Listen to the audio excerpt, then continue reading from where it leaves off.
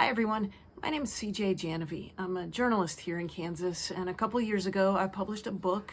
It's called No Place Like Home, Lessons in Activism from LGBT Kansas.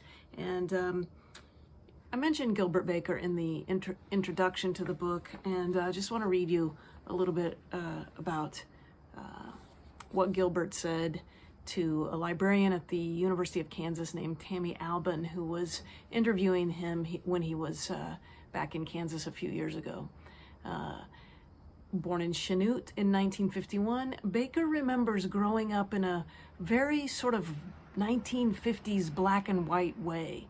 After a horrible time as a gay kid in high school, he went to college for a year, was drafted and served 2 years in Vietnam, then moved to San Francisco, where he would create the antithesis of that black and white childhood. Baker was the designer of the LGBT movement's iconic rainbow flag.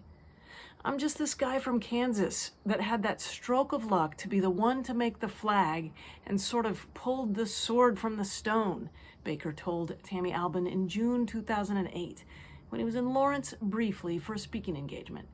By then, he'd settled in New York and was a man of the world. When Albin asked if he ever came back to Kansas, Baker said never, then amended, guessing it had been 25 or 30 years since he'd been here. But even during that quick visit, he could see the place had changed. When I lived there, I was alone, he said. Now there's a community, so that's wonderful.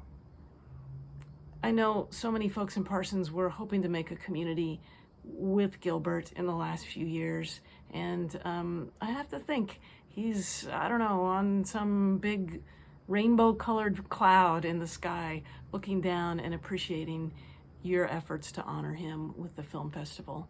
So have a great one.